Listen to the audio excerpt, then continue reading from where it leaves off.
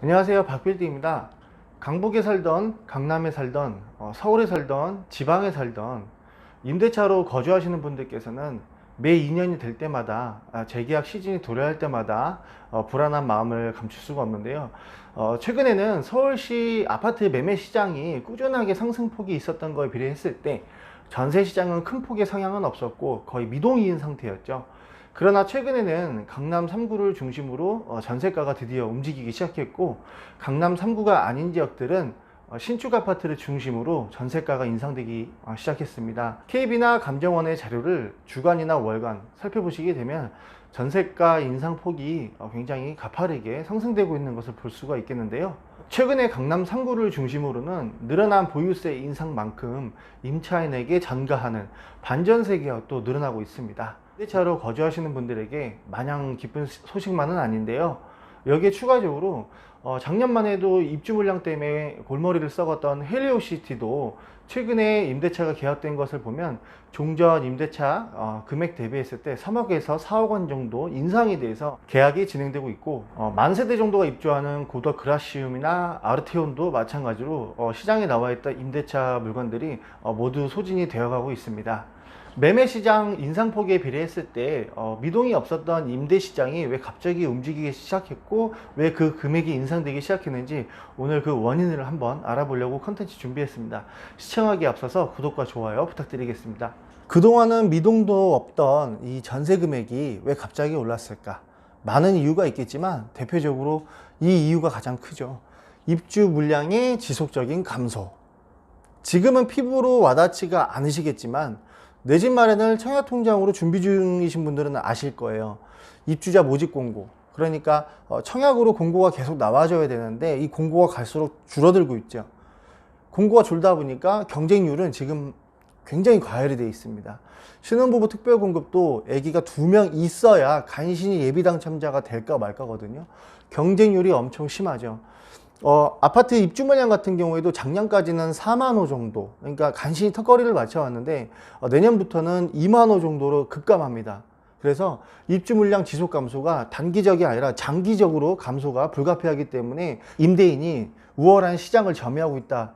앞으로 임대인이 더욱더 우월한 시장을 점유할 것이다 라고 보시면 좋겠고요. 재건축에만 국한되어 있던 이 규제 사업들이 재개발에도 지정이 됐죠. 분양가 상한제 핀셋으로 재개발도 11월 6일 날에 지정이 되었기 때문에 재건축과 재개발로 공급되는 새 아파트가 나날이 줄어들 것이다. 근데 이 현상이 단기가 아니라 장기적으로 입주 물량 감소 효과로 나타날 것이다 라고 볼 수가 있겠고요.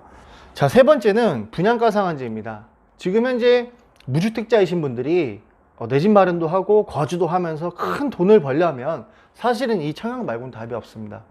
근데 정부에서 분양가 상한제를 하기 때문에 지금 현재 민간에서 공급되는 금액보다 더 싸게 청약을 받을 수 있는 기회장이 열렸거든요.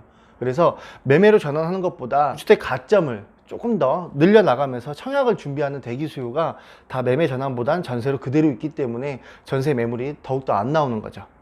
자, 다음은 정부에서 최근에 가장 큰 실수를 한 부분인데요. 금융규제입니다. 서울특별시는 투기지역, 투기과열지역이라서 LTV가 40%밖에 안 나오죠.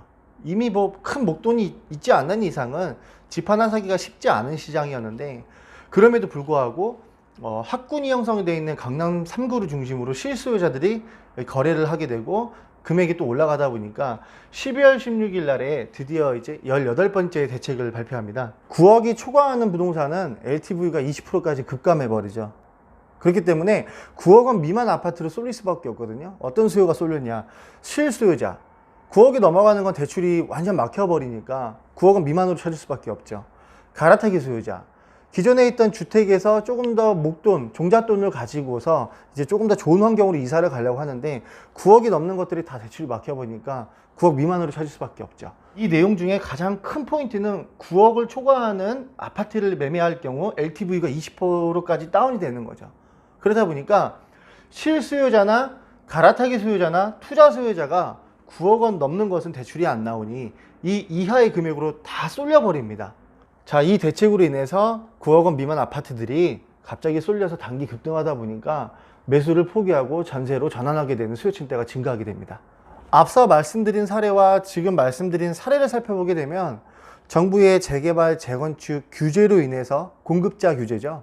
매물이 잠기고 신규 아파트가 공급이 안 돼서 전세가가 오른 케이스가 있고, 정부의 잘못된 정책 발표로 인해서 쏠림 현상에 의한 단기 급등, 피해를 입은 수요층대가 전세로 진입하게 돼서 전세 물량이 더욱더 부족하게 된 것입니다.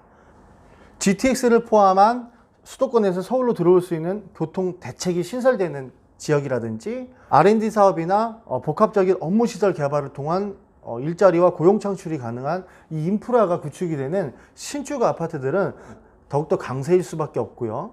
신축 아파트가 전세 시장에서 리딩을 끌어간다면 저성장되어 있던 구축들도 충분히 전세 가격이 상향할 수밖에 없는 그 시장 패턴이 형성이 됩니다. 아울러서 정부에서 특목고 자사고 폐지안을 발의했죠. 2025년도 되면은 일반 고등학교로 전환이 되기 때문에 유망 학군이 있는 지역들은 신축, 구축 가릴 거 없이 앞으로 전세 시장이 공급이 줄어들기 때문에 상향할 수밖에 없다라고 정리하면 좋겠고요.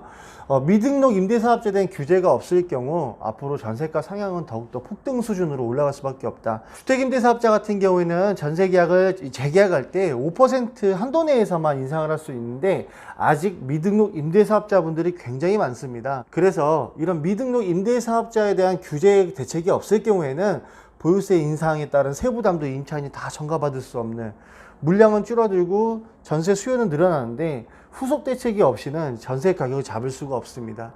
오늘 그래서 이 내용들을 알아봤는데요.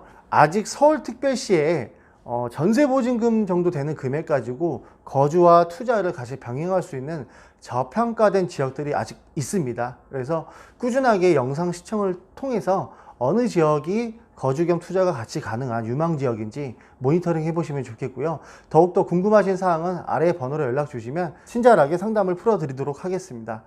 오늘 시청이 만족스러웠다면 구독과 좋아요 부탁드리겠습니다.